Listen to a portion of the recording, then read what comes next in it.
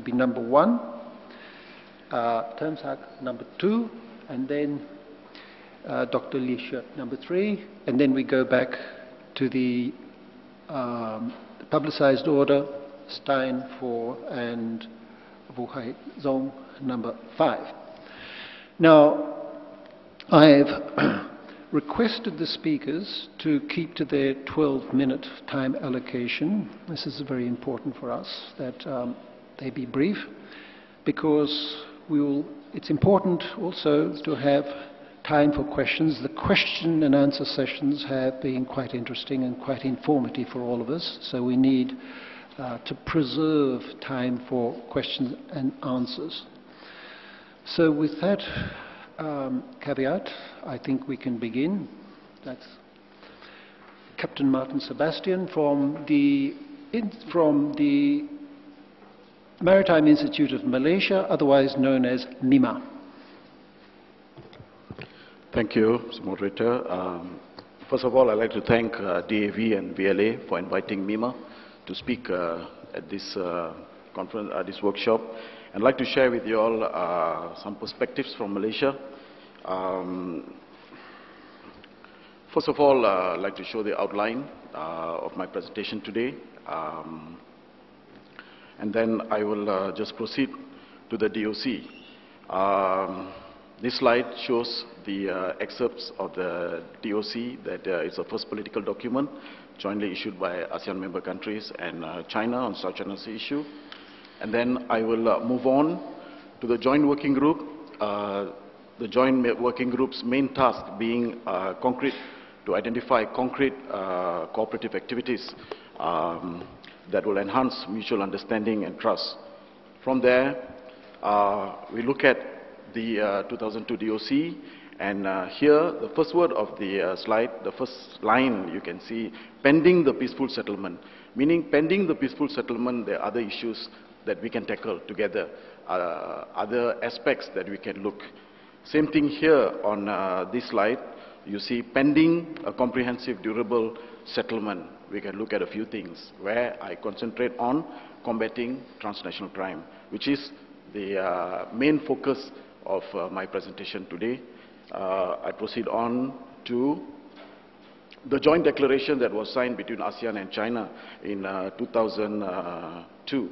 And this joint declaration, ASEAN-China Cooperation on Transnational Crime, actually did not take foothold for reasons that the organization know best, but most importantly in this declaration is combating transnational crime, as you can see where it's bolded, trafficking of illegal drugs and all that. So from here, we see that there's already a structure to combat transnational crime between ASEAN and China. And then we go to maritime non-traditional security issues, which is actually transnational crime, which is seaborne. And then, we look at maritime crime per se. Okay, maritime crime is actually hatched on land. It uses the sea for transit and it comes back on land. So 2/3 of the crime is actually on land. And then I look at crime as a business. So it lives in the shadow economy alongside the legitimate economy, and both of them depend on market forces. And this crime has a logistic chain because they fuel the crime. And then we move on to the type of crimes. Okay, I divide it into 4. One is illegal cross-border movements. So it doesn't depend whether it's trafficking or smuggling. It's just illegal cross-border movements. And then we talk about illegal exploitation of marine life. We talk about endangered indigenous species, corals, fish, crustaceans, ornamental fish and all that. And then we look at attack on maritime communities. We look at seaborne insurgency. We look at piracy and armed robbery together. And then we look at marine pollution. Here we look at marine life in distress and also the danger to the environment. And then we look at other maritime-related crimes, which is like maritime fraud, illegal sand mining, illegal broadcasting, and whatnot.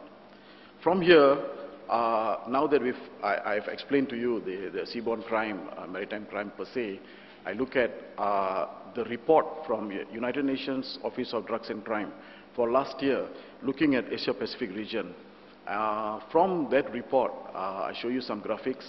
One is this transnational organized crime flows in East Asia and Asia-Pacific. And then I show you migrant smuggling to Australia and Canada by sea. This is the report also. And then we look at heroin trafficking routes affecting East and Southeast Asia. And we look at illegal trafficking of big cats. And then we also look at the illegal pangolin trade. All these are in the reports for UNODC, which you can download in the UNODC website. Further, you have illegal timber products, and all these come under the transnational crime, maritime-based transnational crime. And how do you address this non-traditional security, maritime non-traditional security? I look at it this way. I link security to economy. And what is the economic impact to business? This is all you can see. The rise in insurance premium, loss of business, loss of property, loss of revenue. And then I move on to the impact on the government, loss of investment opportunities, and the range of it. You can see it in the handout that I've sent to you earlier. And then I go to what is needed then. We look at transnational crime, and then what is needed? We need effective prosecution, because at the end of the day, we can go against these organized crime syndicates, but if we can't effectively prosecute them, then we have failed. And we need to target the supply chain. We need to look at the legitimate economy and the shadow economy, increase costs to the shadow economy, and then make it non-lucrative anymore, so that it's closer to the legitimate economy, and this way we have effectively fought that crime. And then we need outreach. We need to deputize security to community, to agencies, and make sure that we have a wide range of information gathering. And then, of course, we have industry participation, because there are industry people who have risk consulting companies and agencies and all that, who can feed into law enforcement, and we need to connect with them. Next, we look at what is the real issue. The real issue actually is organized crime, disorganized enforcement. So there's much to learn from organized crime, if you can put it that way. And we talk about whole of government approach, but actually what we have is whole in the government, because we are all working in silos. So the objective here, if we want to create a regional effort, is to bridge the gap. We need to create confidence building or capacity building measures to reduce the gap between shadow economy and legitimate economy.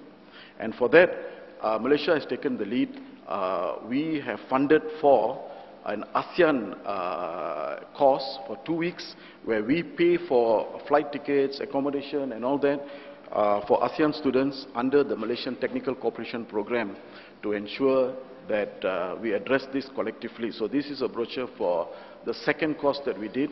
The third course is next year, and we target ASEAN law enforcement agencies, policymakers, research staff, and we will continuously do this program annually. So in the last course, these are the countries that took part, and like I said earlier, these are the maritime non-traditional security issues that we look at, principally on law enforcement. And then we gather all the agencies, the industry, to come and speak and to show statistics on law enforcement issues. So as you can see, the range of speakers, guest speakers, and MIMA speakers that talk about security. And we also take the students out for field visits, where agencies like the military forces can talk to them. Southeast Asia Regional Counterterrorism Center can show them how seaborne insurgency takes place and whatnot. And after that, at the end of the course, we do a colloquium where students get together and come out with common issues that affects their country, and then possibly looking at a common policy. And then here, the idea of the technical cooperation program, where our idea is to share our developments, because after many years, we finally decided to have the Maritime Law Enforcement Agency under one body, which is called the Malaysian Maritime Enforcement Agency. It embodies several agencies together and successes in breaking the logistic chains of crime, land-sea interface, and we wanted to share this experience with our ASEAN friends. And here we focus on domain awareness, effective enforcement, and breaking of the logistic chain, plus successful indictment. Here we are not talking about information exchange. We're not talking about information sharing. We're talking about information appreciation, intelligence appreciation, looking at the big picture. We don't want to have another Ladatu or another Zamboanga or another Twin Towers. We don't want to have a fundamental surprise.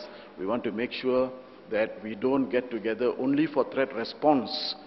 We want to be ready for crime prevention. So by getting together, we ensure that we have a deterrence for crime prevention. So here are some pictures from field visits that we take the students. In fact, I saw some of the Vietnamese students here, and I talked to them about how the class benefited them, and I had some positive feedback. And then here it is, the colloquium preparations. You can see students are busy preparing what they have learned during the 2 weeks together. And then we have the presentation, and then we facilitate in MIMA the presentations, and we try to ensure that there's a collective understanding by all participants before they return. And then further to that, I also like to comment on my observation on the 23rd workshop on managing potential conflicts at sea. Could you sum up and conclude? Sorry? Could you sum up and conclude? Yes, yes. I'd just like to sum up, and here I'd like to show the approved projects that was approved under the workshop in Jakarta, where Malaysia proposed that it look into standardized training for law enforcement officers, and it was approved, which means the idea is actually to ensure law enforcement officers have standard type of training. Here in this workshop, I'd like to propose that we have a regional maritime non-traditional security framework under DOC, looking at the last aspect, which is combating transnational crime. And with that, we have in fact proposed for the ASEAN-China Fund, and the idea is to actually have a common operating picture within the countries, within the states, for agencies to work together. And this is the opportunities for having a common operating picture. You can transcend from peace, crisis to actually conflict, and that is the most important. I got final conclusions on my presentation. Therefore, I say the DOC can actually help us to get together to combat transnational crime if funding is available for these efforts. And I think ASEAN member states have already gone ahead with it.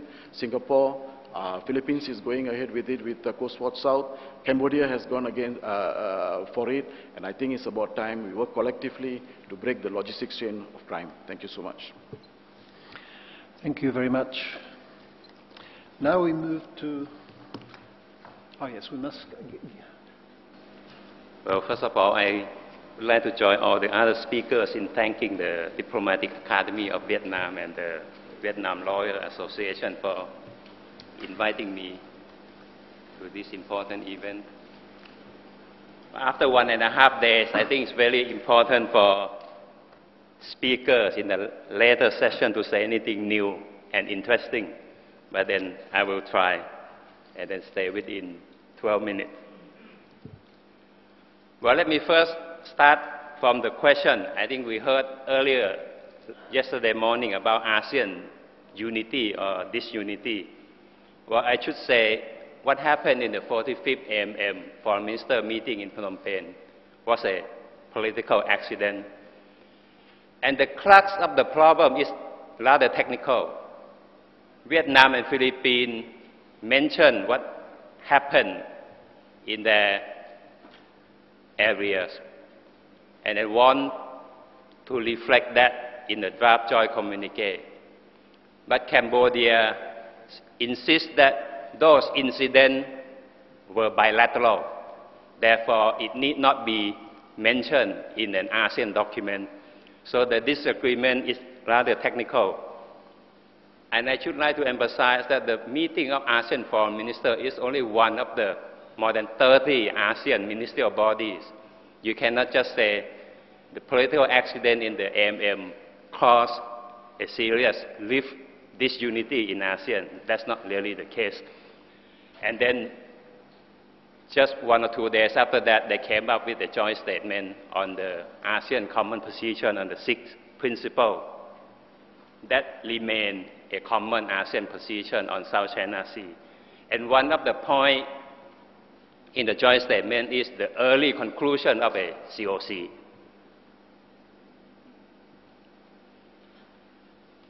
When you assess, when you evaluate the implementation of the DOC, it depends on which perspective you want to take. You can see it either is a failure or is a progress.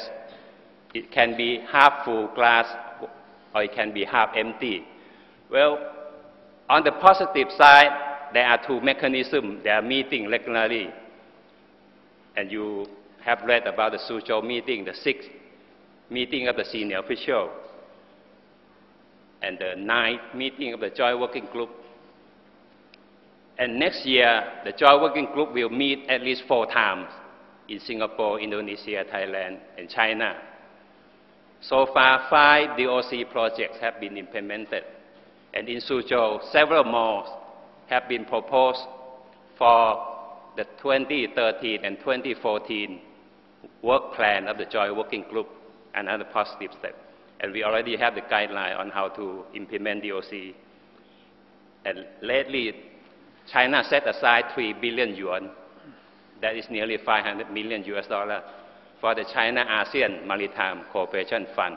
And this fund can be used to pay for the DOC project, and that's why suddenly more countries proposing DOC project. But if you look at it from the negative side, certainly you can see the DOC has not stopped or prevented unpleasant incidents in South China Sea. There were unilateral action taken by some of the claimants, including the latest one by the Philippines, the legal case. We hear a lot of details about that. And therefore, trust and mutual confidence among the parties. The parties mean those 11 governments whose foreign ministers signed the DOC. And when you talk about the claimant state, they are called the parties concerned. So some distinction there. Pahasim Jaram asked about this yesterday. So there's still some problem between some of the parties concerned, especially between China and the Philippines. This year, China singled out the Philippines for some criticism in the annual meeting of foreign ministers in Brunei. Last year, the distinction was given to both Philippines and Viet Nam.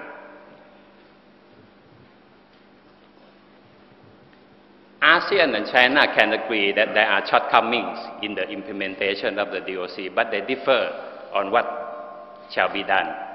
On the ASEAN side, we say we need to move on to do something more important than the DOC, and that is to start negotiating for a COC. And early conclusion also. But China prescription is that we cannot be too ambitious.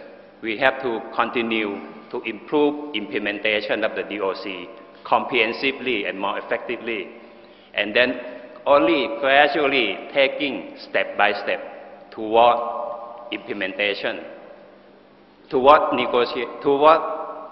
COC. China also make a distinction that what happened in Suzhou when the senior officials start talking about issues of COC is nothing new.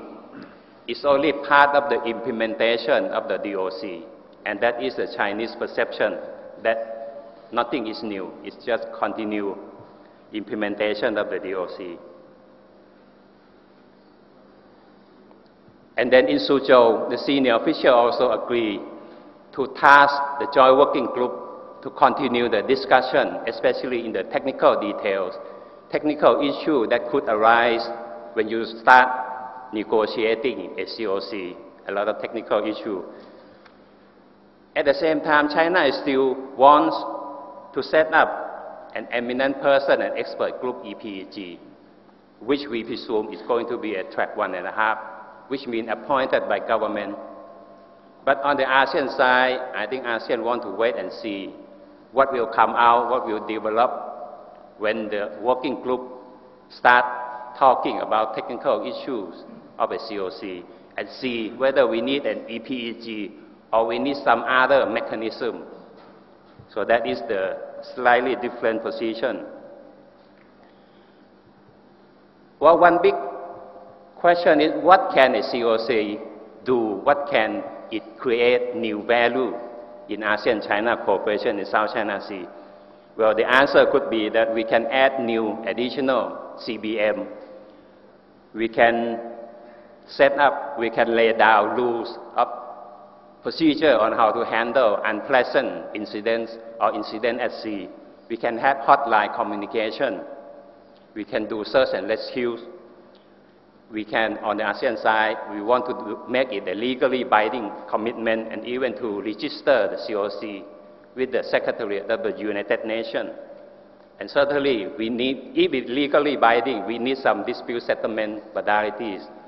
And on the ASEAN side, I think we are thinking about using the TAC, using the UNCLOS. But then, there are still remaining tough questions. We never know whether China wants a legally binding COC. I think we still have yet to find out. Another tough question is whether, what is the scope of a COC?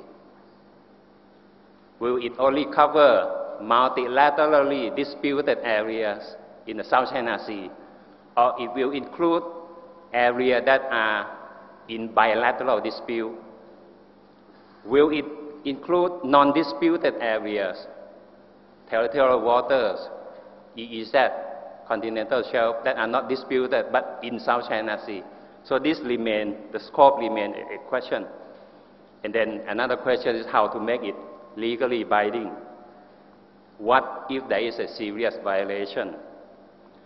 And lately, suddenly, China came up with another big idea, a new treaty on good neighborliness and friendly cooperation with ASEAN member states. And the more puzzling ASEAN response is that ASEAN leaders noted the Chinese proposal with appreciation, even though there are no details just yet what is the proposed treaty is all about. But if it turns out to be a good one, then I think we don't have to waste time on COC. And that's my conclusion. And thank you for your kind attention.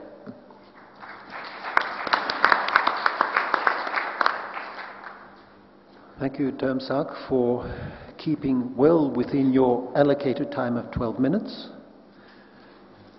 Now we move to Dr. LESZEK, who will present the Chinese view, the much-awaited Chinese view. Okay. And he's from the Institute of World Economics Politics, from the Chinese Academy of Social Sciences, known to us as CAS. Please. Yes, okay. Thank you very much for coming here, and it's my great honor to stand here to read the presentation for Dr. Hong Nong. And as all you know, she was blocked by the Typhoon Swallow, which is reported that has killed at least 10 persons in Hainan and Guangxi. And I think it's over 10 in Viet Nam. Also, not to mention of the Philippines, is to be more than 1,200. So before I shift to my presentation, I would like to glimpse over the deaths, because that's the big things for all of us. I believe all of you will have the same sense of mind over those deaths. Before the natural disaster, the disputes on South China Sea as its secondary issues. And that means what we come here, we just want to make a win-win outcome and not to want to make a one win or one lose. There's something not important like the win-win outcome. Thank you. And because this one is not written by me, so I just break over the main points. You have better to go straight to her papers and to avoid my misunderstanding of her paper. And her paper is the 3 parts, and then first is the review of the DOC, and then a pass to the COC, and China's evolving approaches on the South China Sea issues. The first part is the DOC. Now, everyone criticizes the DOC a lot, but the fact is DOC does make some functions on some issues. For example, here, the DOC was confidence building measures like the defense and military dialogue or exchange, also the notifying the military exercise, also the make the South China Sea peacefully and stable in the past decades, at least between the 2002 and the 2009. There's no doubt. And also it lead to the guidelines which is passed in the 2011. Maybe it's just a small step for the COC, but as you know, the problem with the DOC is no teeth, especially no punishment for the violation of the COC. That's why all the climate states will come to think maybe we need to go further.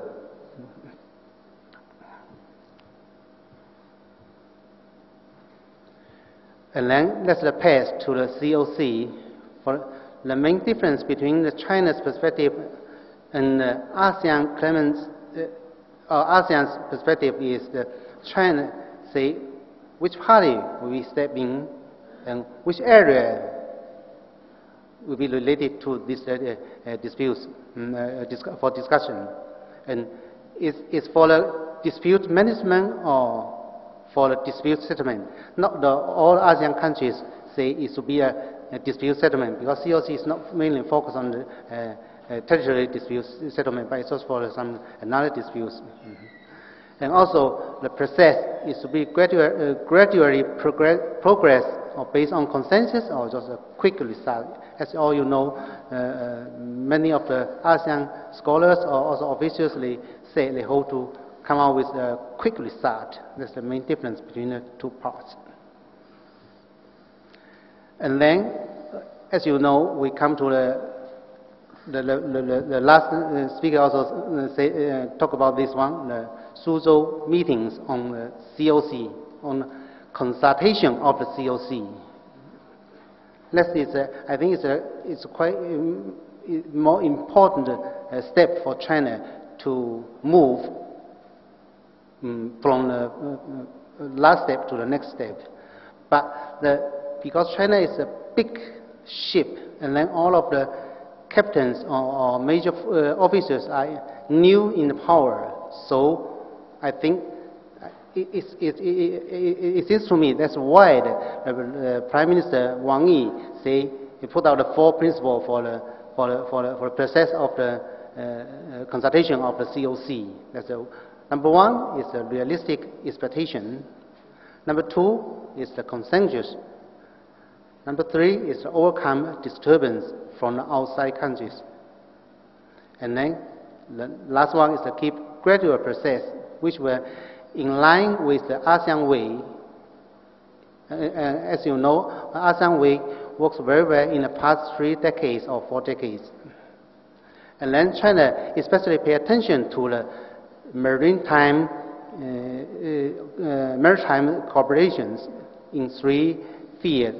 First is the controlling divergence, and the number 2 is the exploring joint development. And number 3 is promoting maritime cooperation. And the number 1, I think this one, because I will leave the details for the Q&A, and then I will just put something, the brief here. And then come to the third part of China's changing approach to the South China Sea issues. Now, why China come to the multilateral framework? Is it always like this for China? It seems to Dr. Hong Nong, it's not. And the end of the Cold War served as the driver of the change in China, which make it China change from the bilateral diplomacy to the multilateral diplomacy. It seems to me maybe it's not only from 1994, which in which year China and ASEAN have a dialogue. Maybe we can put a little bit earlier to the Paris Peace Treaty on Cambodia. It seems to me that's the first step for China, moving from the bilateral diplomacy to the multilateral diplomacy. And then, after the end of the Cold War, China also realized that the main power diplomacy is not enough. We need also make a good neighbor policy with all of the countries, especially the ASEAN countries. In China, we have the new security, which will regard the ASEAN as a litmus test of this kind of new security policy. Also, because increasing the political and economic influence of the ASEAN in China, and also increasing independence in Southeast Asia, as well as the ASEAN way of the slow, informal talks and negotiations as catalyst for change. Then come to conclusion. This one is written by me, not by Dr. Hong Nong, so I don't know if it's correct or not. And then number 1 is the political foundation, which DOC serve as for cooperation between the China and ASEAN countries, like the CBM, FTA, etc. And then, especially in some issues, maritime disputes, the 3-1, and then a guideline for implementing the DOC in 2011, and then come to the Suzhou Conference on the consultation of the COC. And the main conclusion for this is that China is evolving from bilateralism to multilateralism. But China regards this one as a continuation of the DOC rather than the replacement of the DOC. Thank you very much. Thank you very much. It's always a difficult task to present someone else's paper, though the conclusion was your own. And now we move to Stein, who needs no introduction from me. No PowerPoint.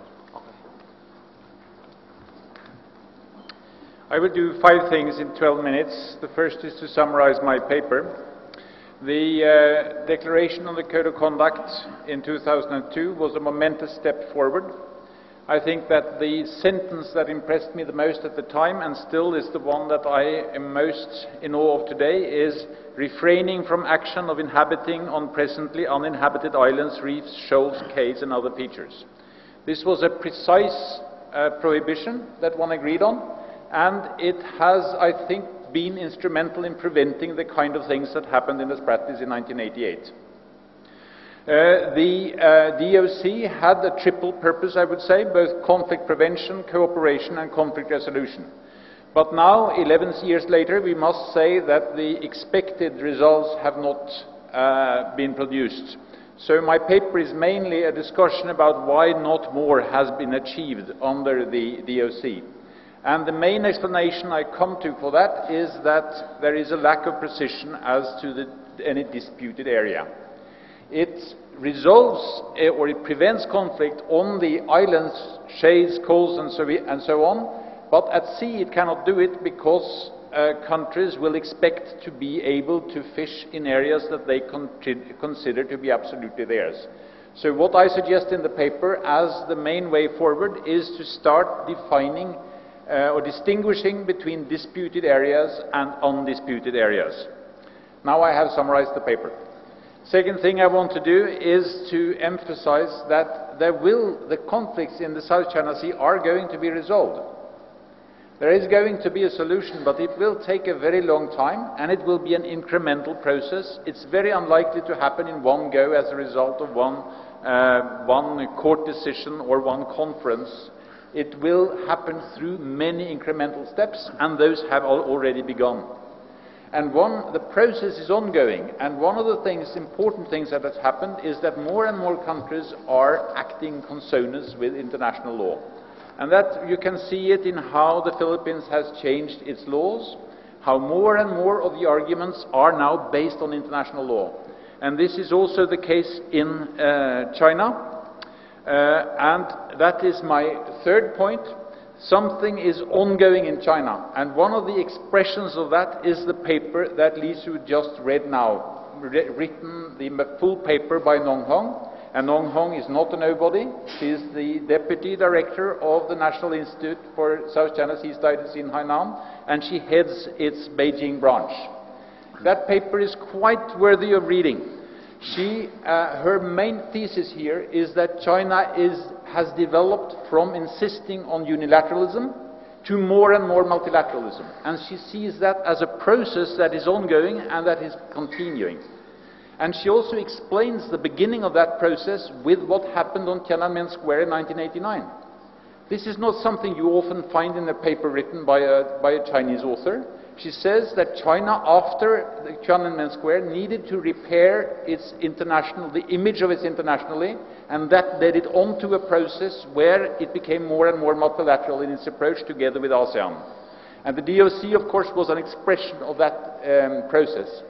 When she argues this, she argues against someone, and she argues against something I wrote a long time ago, where she says that I underestimated this change in China. I downplayed it and say that China continues to insist on bilateralism.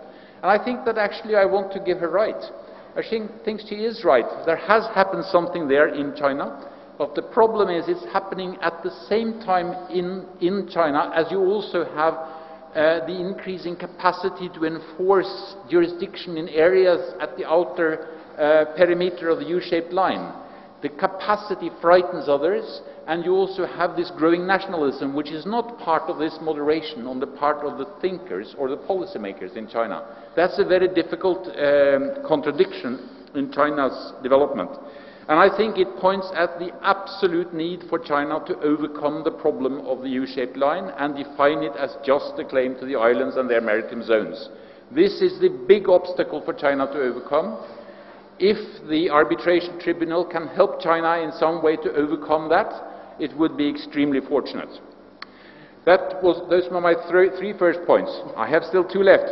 The fourth is that I think that the ways forward now can be multiple. And several of them have been pointed out here, and I hope they can also be discussed to some extent in connection with the COC negotiations. And one way forward is to start from fish and the spratlys. Start from the idea that fish are threatened. They are a threatened species, and humans depend on them, and the spratlys are essential for them. This is also going to be said in the next paper. And then define an area around the spratlys as disputed, perhaps not officially, but at least agree on a fishery zone or a zone of fishery management regional in the spratlys. Something similar could be done around the paracels, but that would require that China was willing to talk about the paracels and its area with Viet Nam. The third way forward would be to take more the point of departure from oil, because oil should not be discussed in the connection of the spratlys. It would be absolutely horrible to start exploring for oil in such a disputed area, and where also oil exploration could hurt the environment. But oil is relevant for the offshore areas, outside the coasts. And therefore, if you proceed from oil, you should think about agreeing that a certain belt outside the coast is undisputed. And at least that should be done, and it's China that should do it, except that the area from the coasts of Vietnam, Malaysia, Brunei and Philippines out to the equidistant line between that coast and the nearest Spratly Island should be considered to be the continental shelf and exclusive economic zone of those countries. Then you would no longer disturb their activities there, and oil exploration could go on. My fifth point and last point, if I'm still within the 12 minutes, Please. is to take an issue with Mark Valencia, who said yesterday that law is the arms of politics. I think to some extent perhaps it's true, perhaps, but only if the aim of politics is to arrive at an agreed solution. If the aim is to arrive at an agreed solution, then, that's right, then you use the law as your arms, and you have to master it in the way that you master the techniques in a sport. But it's not the kind of arms that you use in war, where anything is permissible. In a legal struggle, not everything can go. You must keep to the rules, and the aims must be a solution. And that's perhaps what pleases me the most in the paper by NONG, to see that this is also where she now claims that China is heading. Not the use of force, but a legally agreed solution. The rules that apply to legal struggles also mean that everyone has to restrain oneself and hold to the rules to some extent, and that goes also for great powers. Thank you.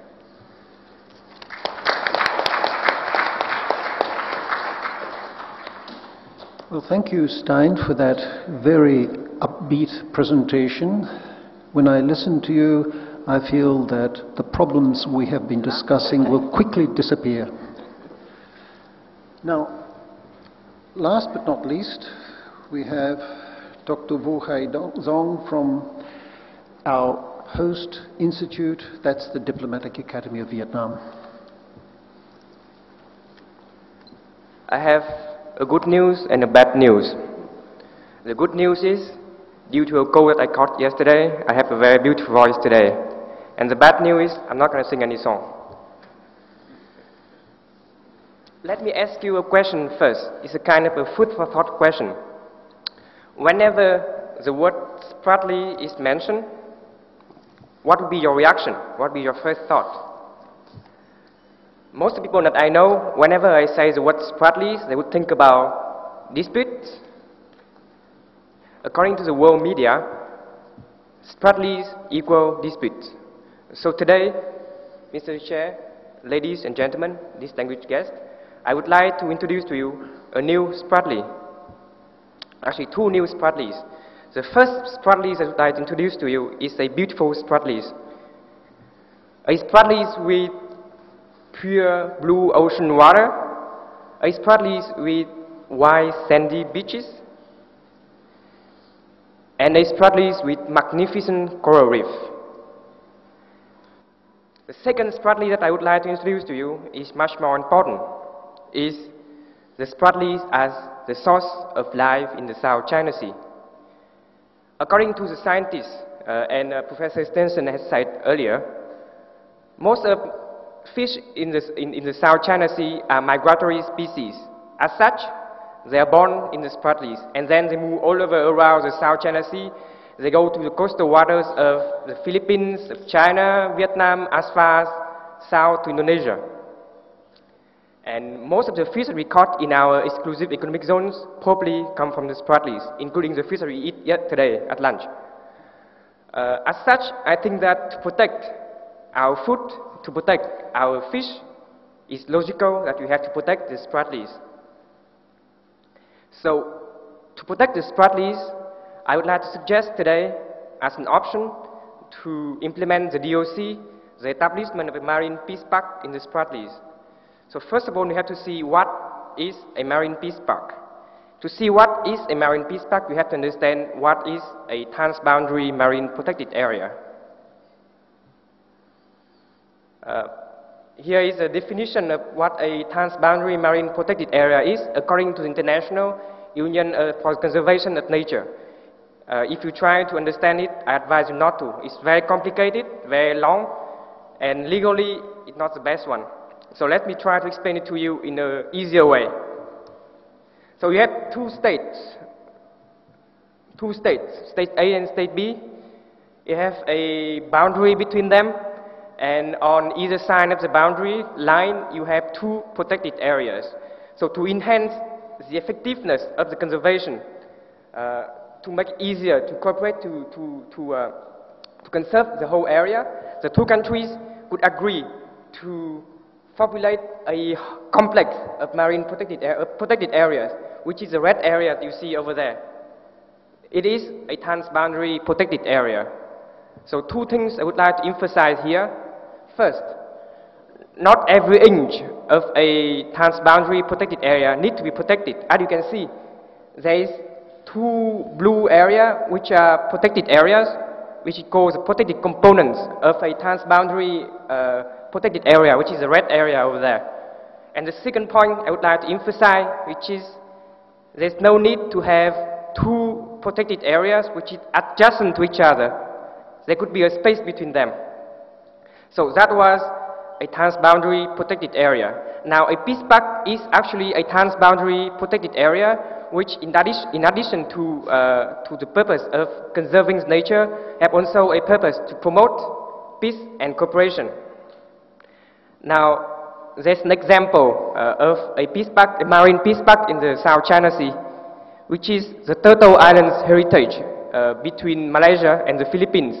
As you can see, there are 12 islands, 9 on the side of the Philippines and 3 on the side of Malaysia. Of course, I don't want to enter into the disagreement between the Philippines and Malaysia about Sabah, but that is a marine peace pact.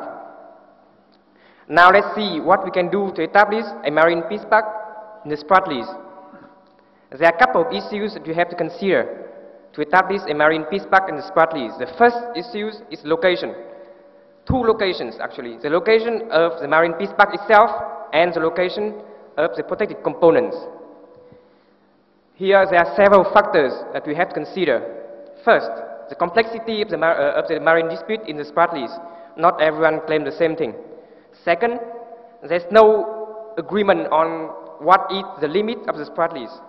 Third, there are areas in the Spratlys that belong to, that are within the 200 nautical mile exclusive economic zones of the claimants, such as Viet Nam and the Philippines, and are considered as non-disputed areas. Last but not least, there is no agreement on the status of the feature of the Spratlys, whether they are rock or whether they are islands. In this case, I suggest that the potential marine peace pact in the Spratlys have to be established outside the 200 nautical mile exclusive economic zones of its claimants. And second, its protected areas, which are the feature of the Spratlys, should not have a protected waters go beyond 12 nautical miles. That is for the location. Now, what about the protective measures that can apply to the protected component of the Spratlys? I suggest that we can apply national laws. So, as such, China could apply its regulation on nature reserve of 1994, I think. I think in Chinese it's called 海洋保护区, if I'm not wrong. The Philippines could apply its NIPAS Act in 1992.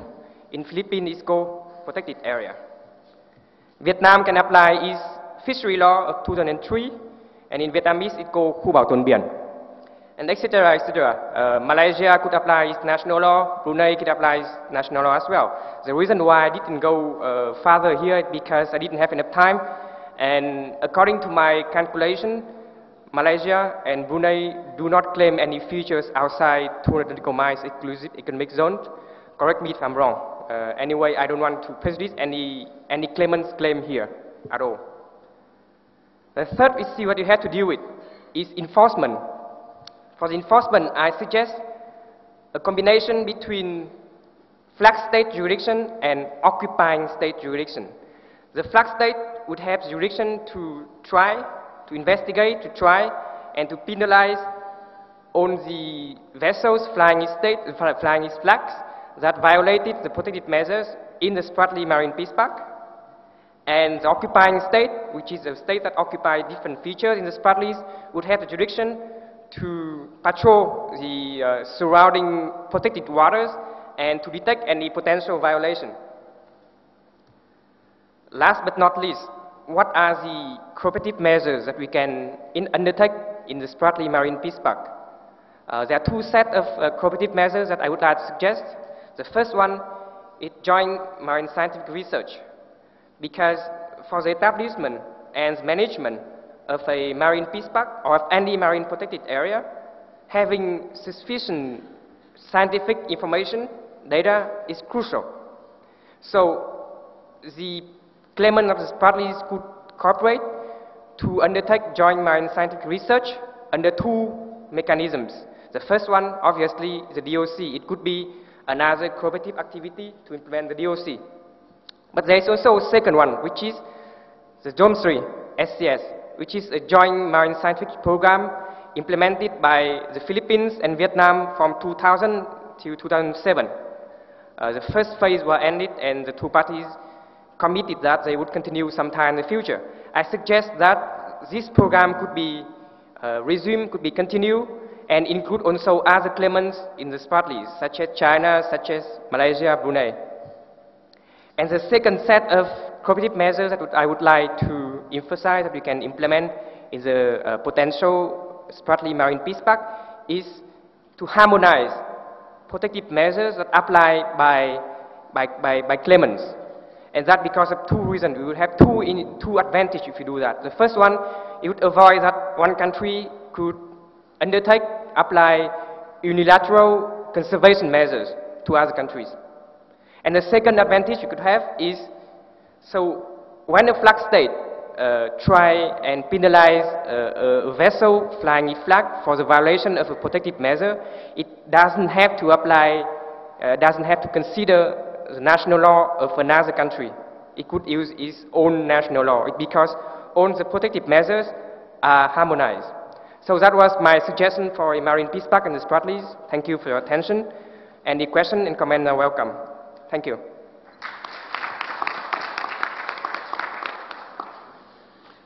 Well, I'd like to thank the presenters for keeping time. Now, I will depart from what is rapidly becoming established practice, whereby the chair will comment on the papers, and we will move immediately into question time. Now, right at the back there, yes, that's you. Thank you very much, Mr. Chair. My name is Luo Yongkun from China Institute of Contemporary International Relations. I found there's too much misunderstandings between China and the ASEAN nations.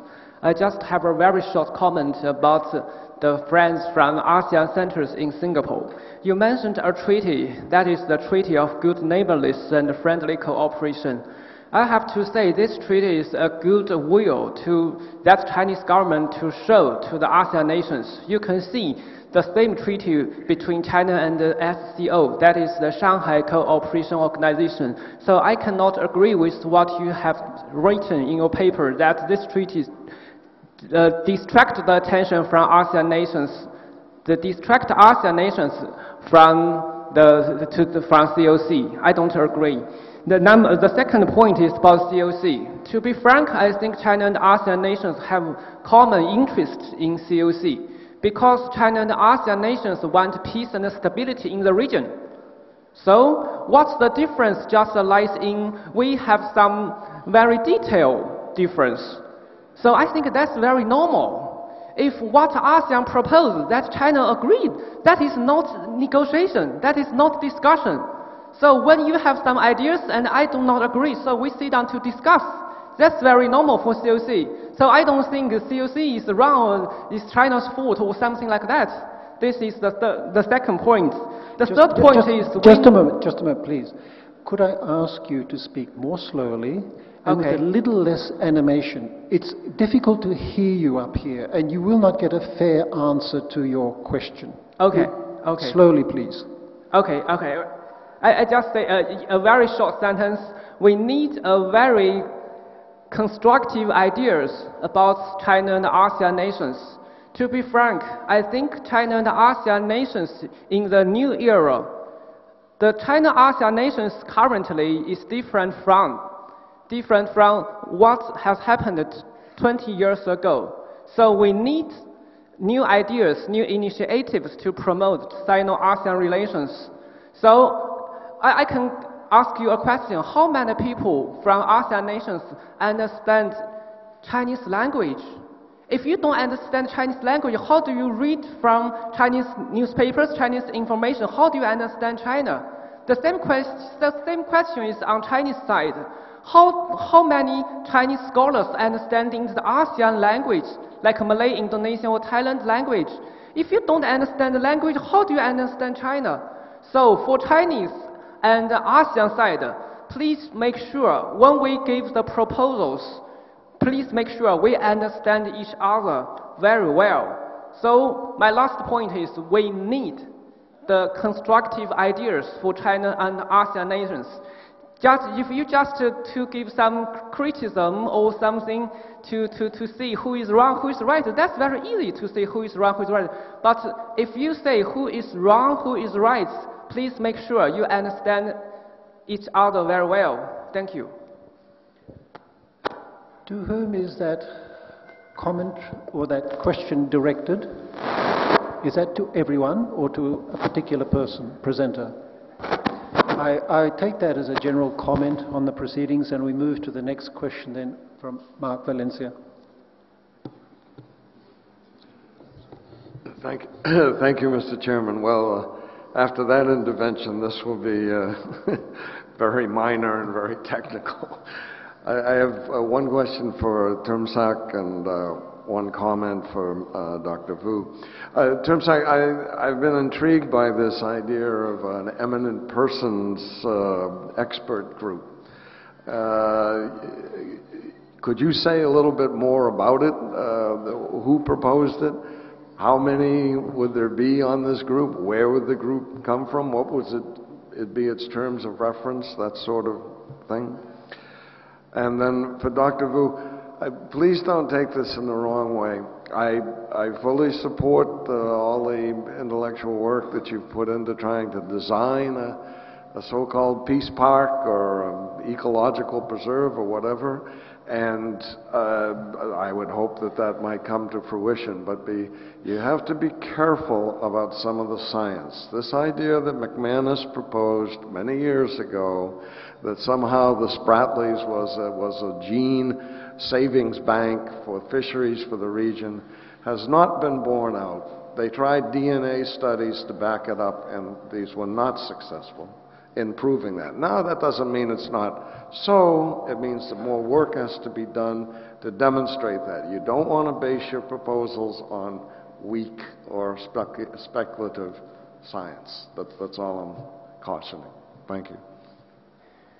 Thank you, Dr. Valencia. I agree with you that we need to do more scientific work to be sure about the status of the Spratlys. That's why I suggested that we could implement under the DOC a joint mine scientific research on the geometry SES. But it doesn't stop us to take action. In international law, there is a principle we call precautionary approach or precautionary principle. It requires to take action even though we are in the under the uncertainty. So, thank you. Under uncertainty, we still have to take action before it's too late. And I think it's already a little bit late. Not too late yet, but a little bit late. Thank you. Before we move to the next question, could questioners please move the microphone a little further away, because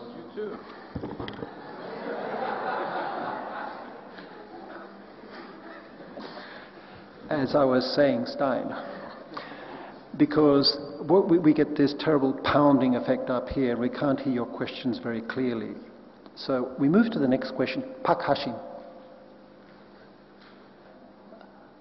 Is China now willing to agree on a code of conduct with ASEAN or with ASEAN members? Because the DOC as I understand it, is signed between China and ASEAN members.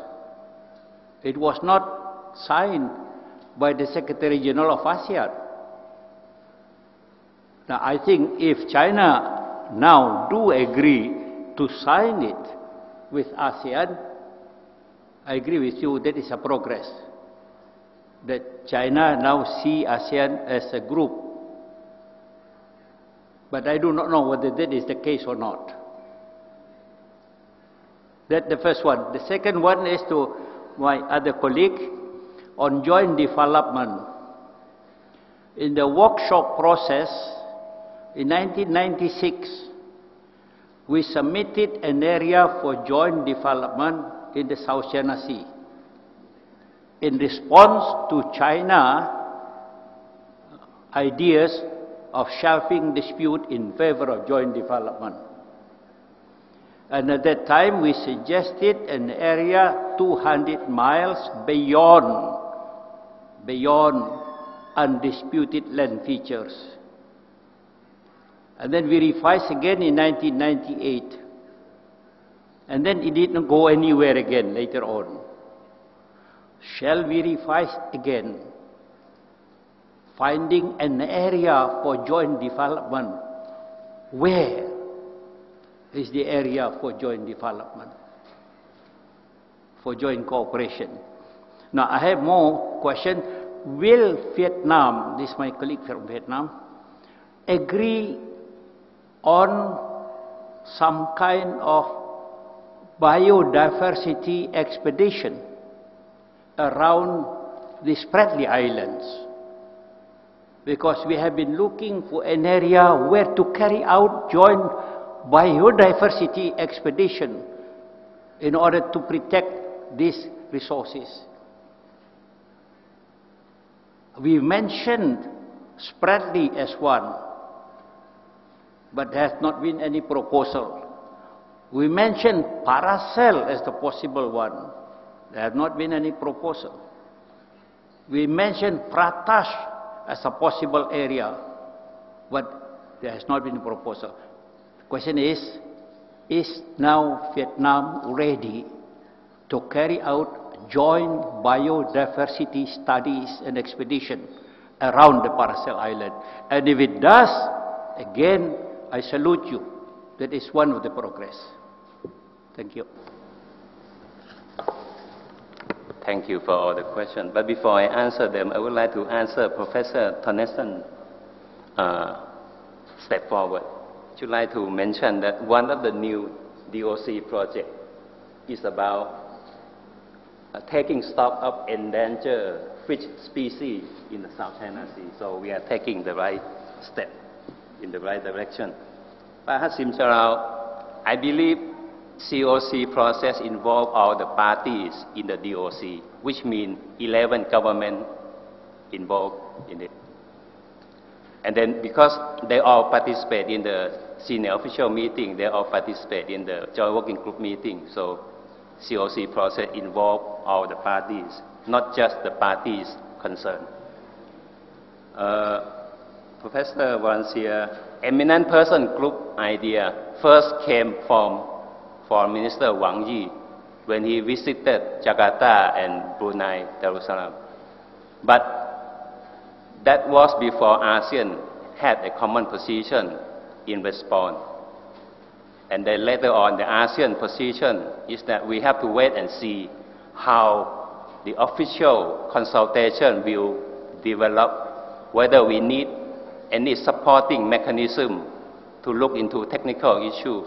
So far there is no firm decision yet what kind of supporting mechanism will be set up. That's my understanding. For the more difficult question from our Chinese colleague, well, in ASEAN we use only English, we don't use Chinese, I think. You talk about the need to be constructive, then I think this conference we are still asking for China clarification what it means when you put forth your claim of the 9-dash line. And that's why the Philippines want a clarification, want a decision on this issue. Certainly, ASEAN and China agree that they need to build trust, they need to build mutual confidence and also talk about the same language, talk about peace and prosperity. I do not disagree. Thank you, Ambassador Jalan, for your question. I would like to answer it in 2 points. My first point is I cannot speak on behalf of Vietnam. I will speak as a Vietnamese. And as a Vietnamese, I think that we are willing to and are very ready to conduct joint mine scientific research in the paracells. I am very ready to do so, even tomorrow. Thank you. Carl Thayer, next question. Thank you, Mr. Chairman. I have 3 questions. The first is to Stein and Martin. What is the empirical evidence that there is any linkage between the cooperative activities in the DOC and addressing the problems of maritime assertiveness and harassment in the South China Sea? How will carrying out the DOC cooperative activities actually address the points of tension that we have? My second question is to Termsak. You mentioned 5 working groups. It's my understanding under the DOC that the one area that is glaringly missing is one on safety of navigation and communication at sea. Is that correct? Because it's sensitive for China. And my third question is to Professor Lee, but anybody else up there. What is the difference between China's proposal for a treaty of good neighborliness and friendship and cooperation with the ASEAN Treaty of Amity and Cooperation? All I can see is that the Chinese proposal excludes all the other nations that have acceded to the TAC except China. Thank you.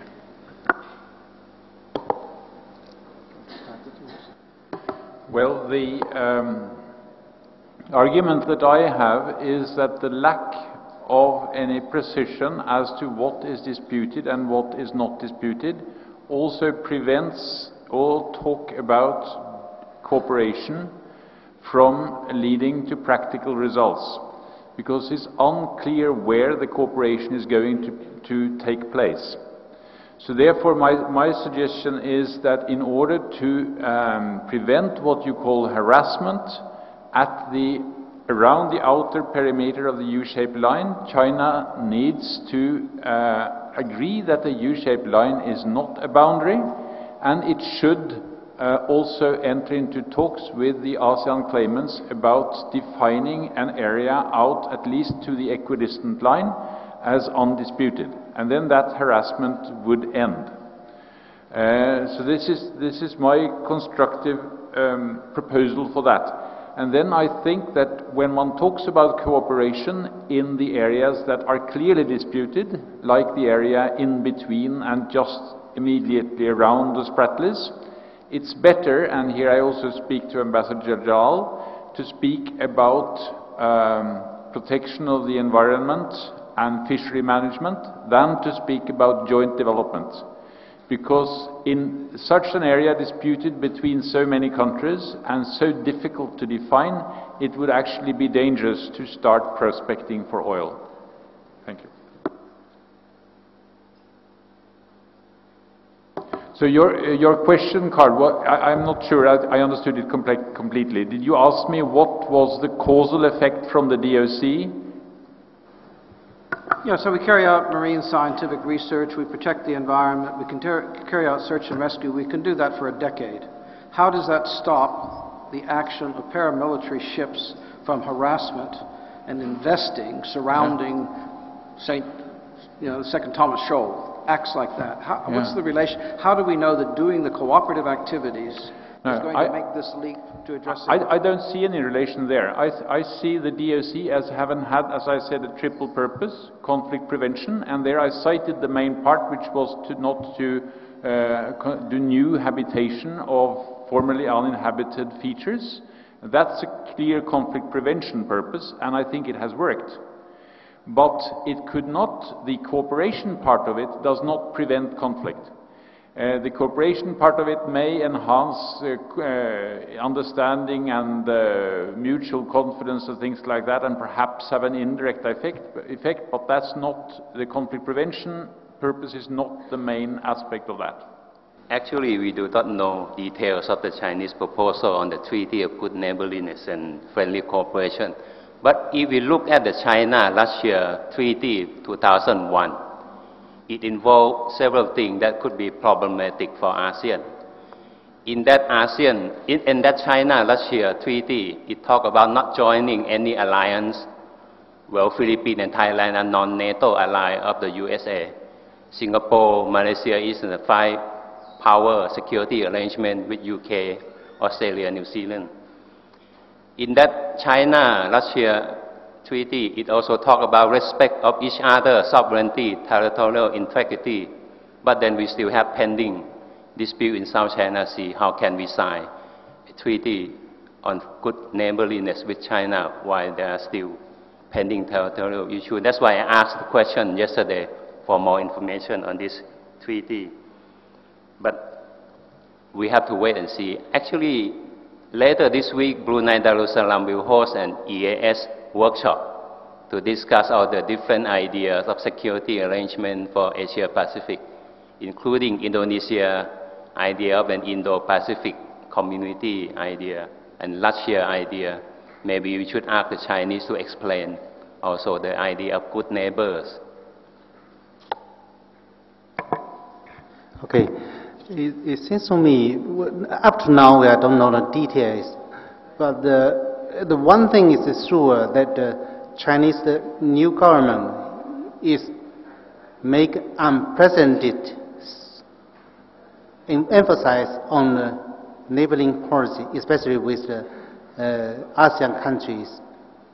In the last conference, which on neighboring countries, Xi Jinping concluded 4 characters for the neighboring countries, especially for the ASEAN countries. It's Qing, Chen, Hui, Xin. Qing is kind of like the amity or something like that. Chen means sincere or something, and then Hui means benefit to the ASEAN countries.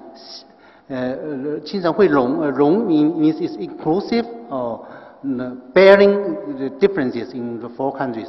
I think that's that's our China's philosophy or political philosophy. Just we made out some ideas by the leaders, and then other countries will come out to work out what it really means, and then come to the treaty or something like that. It will take time for that. But I'm sure that in the coming future or in 1 decade, the situation of the ASEAN in China's foreign policy will maybe as well as important that the United States, maybe more, because China knows it's very difficult to upgrade the relationship between China and the USA, but there are a big room for China and ASEAN to improve. Thank you. Moving through the questions, we have Don Rothwell next. Thank you, Mr. Chair. My question goes to TEMSAC, and I also have a comment. So TEMSAC, you made a reference to the issues that would come up under the proposed COC in terms of the issues arising with respect to its entry into force.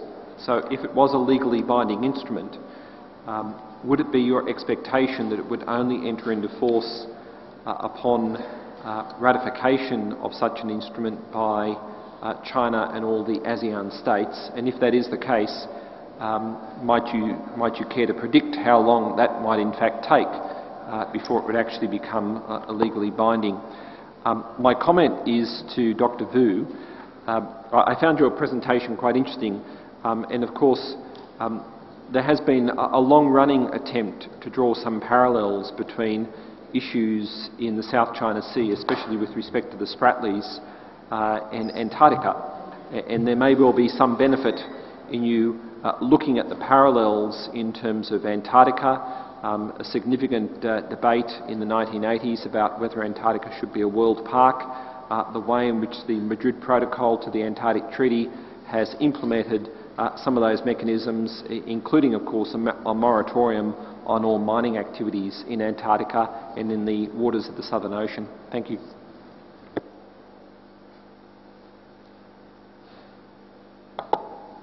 I understand that the way ASEAN wants to make COC legally binding is to draft it in a treaty form with ratification and then with registration with the UN Secretariat, and hopefully signed even by head of government, so that it will be higher than the DOC, which was signed by the foreign minister. But you are right, if you subject it to ratification, anyone can veto it by not ratifying it. That is the shortcoming, and that's why we need to make sure that China really wants a legally binding COC. I should like to mention also that my friend already left, Mr. Kavi. He's going to Jakarta, and they are having a workshop on ASEAN-China. You might hear more about China proposal to move closer to ASEAN. In Brunei Darussalam, they came up with 2 consensus and 7 new measures of closer relation. And one of the 7 is a treaty. One of the 7 is a new Bank for Infrastructure Development in ASEAN. Another measure is to enhance ASEAN-China FTA. So China, and another one is a Maritime Silk Road. We don't even know what it means. But China is coming in a very strong way, and that is quite, I should say, intimidating. It put ASEAN on a very defensive position that we have to come up with a good common position on how to respond. Thank you, Professor Rothwell. I would answer your question again in 2 points.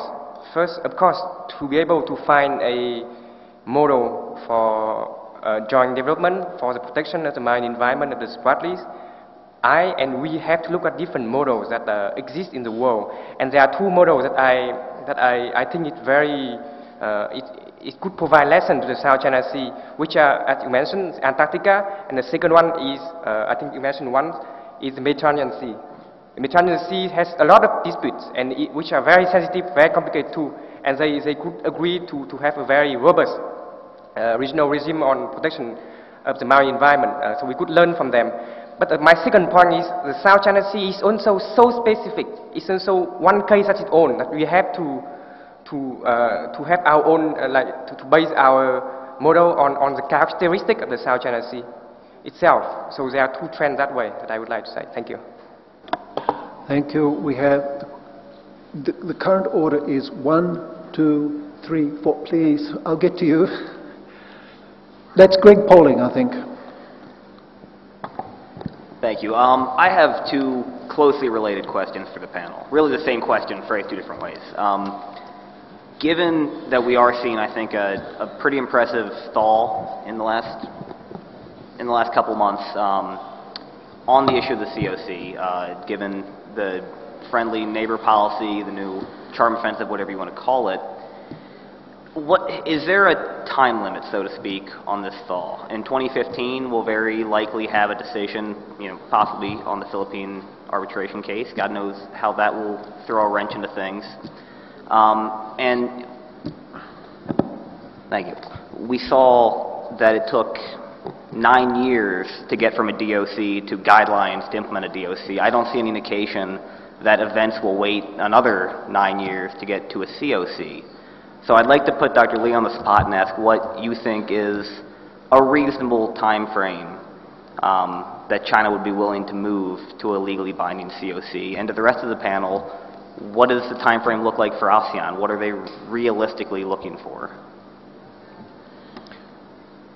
To whom is the question directed? To Dr. Lee on what China's time frame looks like.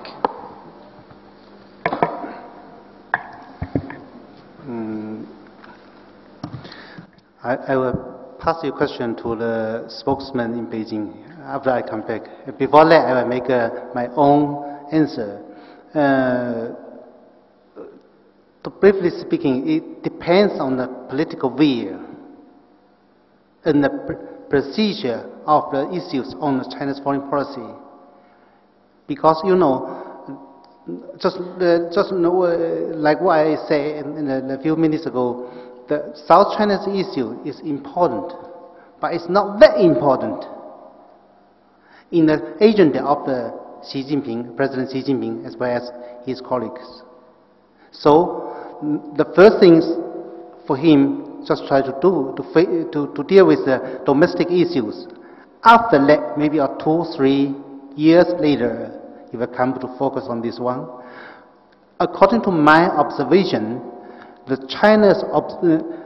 reaction for the South China Sea dispute in last year is a reactive response. Not active one, it's reactive response. And then after the end of the last year, China make to cool the disputes down and then shift to the cooperation between China and other countries.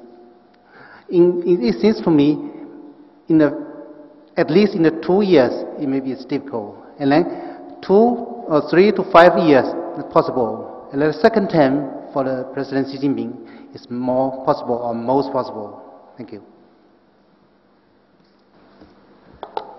Well, in ASEAN, one of the principles in the joint statement is early conclusion, but ASEAN minister never explained when it's early.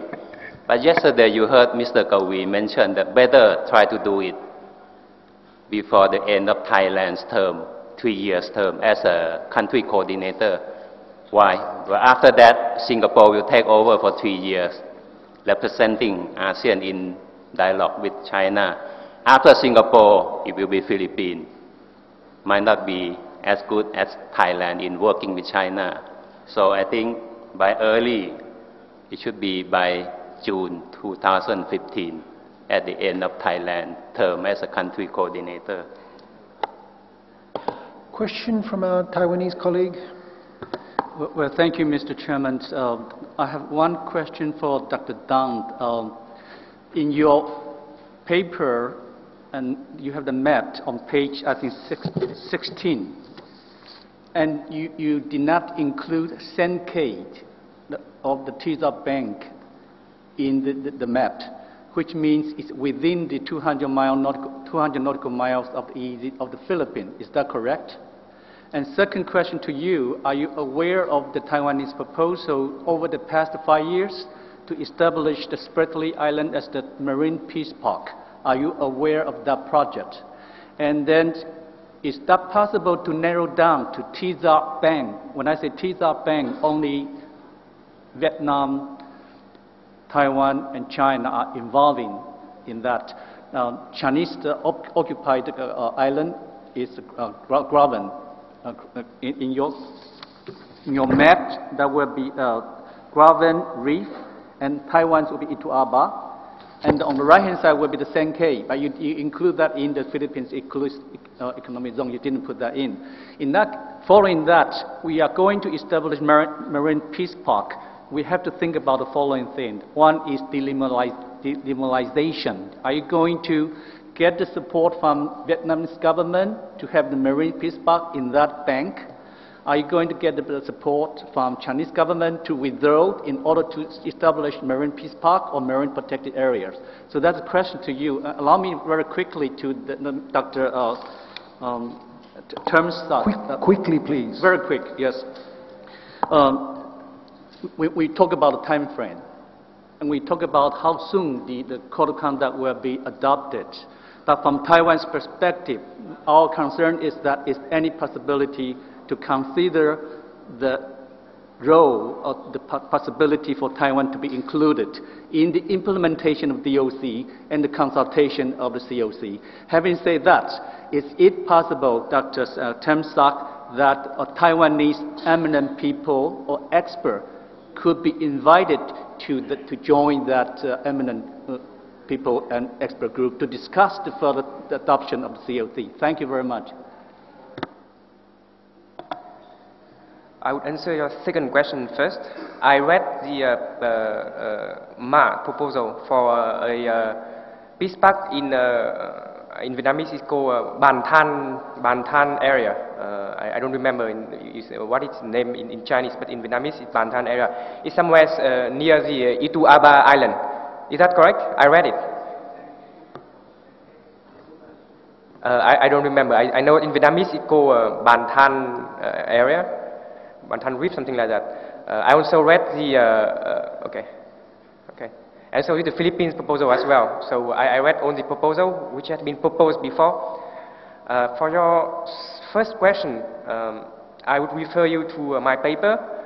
Any of the features that could potentially become the protected components of the Spratly Marine Peace Park, you need to be to have the agreement of all the parties, especially the parties that occupy the feature. And because the map is, I agree with you that the map is not perfect, because that's the only one that I have. And I'm not a very good mapper. I have to ask my friend to help me. That's why there may be some overlapping with the Philippines exclusive economic zone. But my idea is still the same. The features has to be outside the exclusive economic zone of all the claimants in the Spratlys. And the third question, I didn't catch it very well. Could you please repeat it to me? Thank you.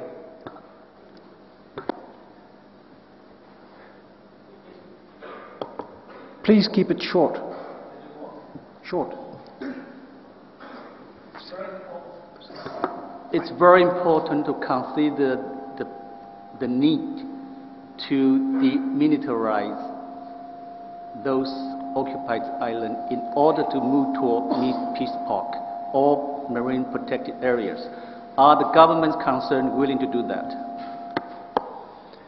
I cannot speak on behalf of my government, so I'm sorry, I don't have the answer. Well, maybe you can suggest to Taiwan government to withdraw from Itu Aba first as an example. That will set the demilitarized into motion. And you all know we follow one China policy, so I think Taiwan is only recognized as an economic entity, not a political entity. But I think the peace park actually is a very good idea. We need action-oriented DOC project on the ground in the disputed area. So far, the 5 DOC projects are only meetings outside, far away from the disputed sea. And that's why I hope you can ask some question to my Malaysian friend here about the non-traditional maritime security challenge in South China Sea. That is the area that we need action. Thank you, Mr. Chair. I have a comment and a question to Dr. Lee regarding the differences between China and the ASEAN countries relating to the possible COC. I noticed that in your presentation you said that there is a difference, that China thinks COC is for dispute management and ASEAN think that COC is for dispute settlement. But from my reading of the main elements agreed by ASEAN, the COC, the ASEAN countries are aiming at having a COC not as a dispute settlement document, but also a dispute management document. So I can confirm that there is no difference there. Now here comes my question. Can you share with us your view or the view of a Chinese scholar of how you think that we can create any kind of procedure or mechanism so that we can effectively dispute manage we can effectively manage the dispute within the provisions of the COC. Thank you.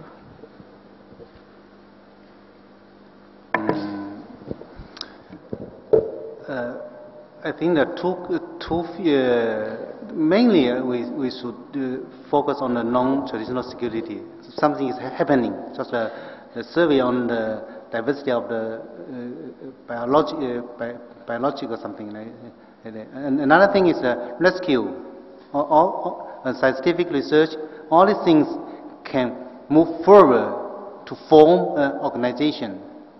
This one, which just will reduce the tensions between the claimant states. As come to the issues like the energy, I used to publish articles on these issues.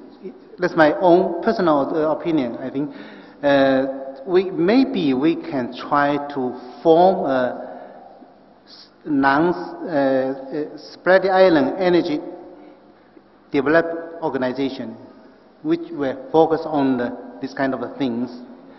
This kind of things also we can do it by the two ways. One is the bilateral way, what happened between China and Brunei. I think that will be probably the first one will come out.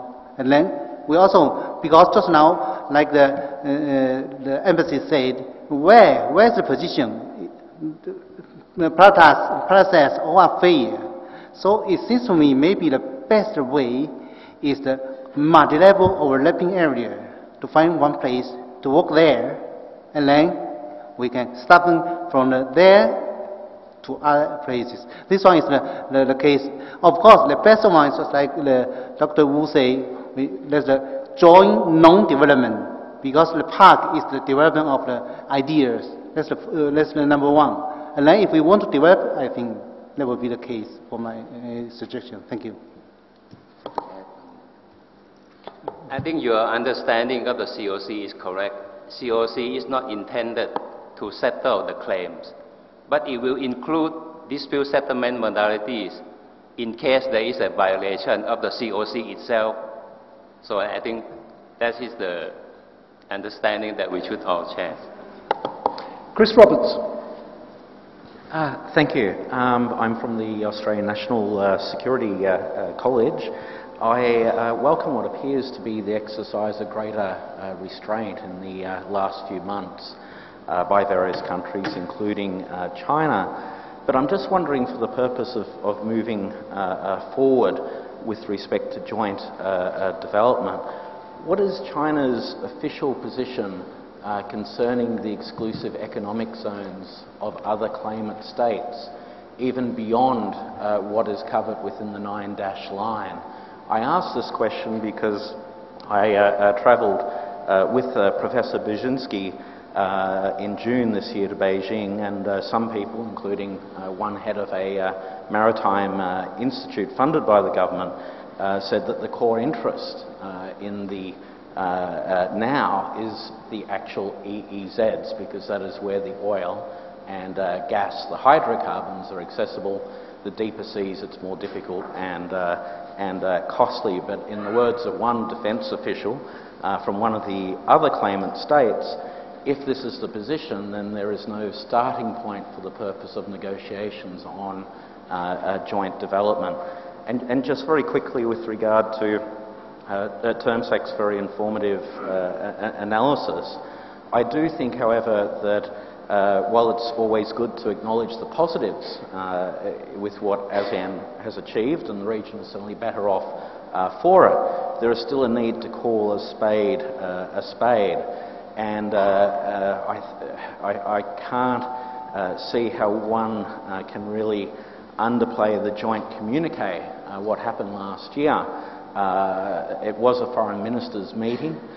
Going to Cambodia, even some of the foreign ministry officials in Cambodia themselves sort of dismissed the interests of ASEAN, saying that China is a critical partner for Cambodia, and I think for that very reason itself, that makes it a dangerous precedent, in the sense that the interests of outside countries such as China have been put ahead of ASEAN. And a key problem is that perhaps the number one motive for some countries is actually not necessarily peace and cooperation, but regime legitimacy and stability, as provided through aid, etc., to Cambodia.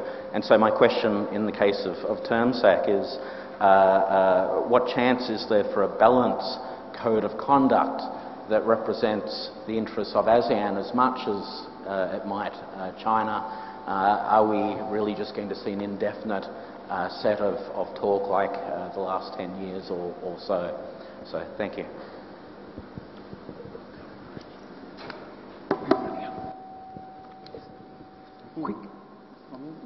Yes, I'd like to, perhaps LESZEK could fill out afterwards, but my bid on the question of what is China's official position to the EEZs of other countries is that no such position exists, and that it's also rendered impossible by the continued ambiguous state of the U-shaped line.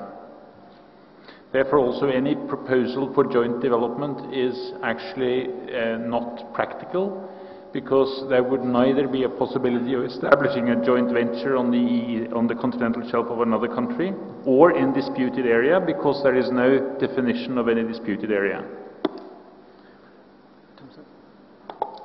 Well, you know, ASEAN has a list of desirable elements for a COC and a structure for it. But so far, the Chinese side has not shown us any list of desirable elements that they wish to see.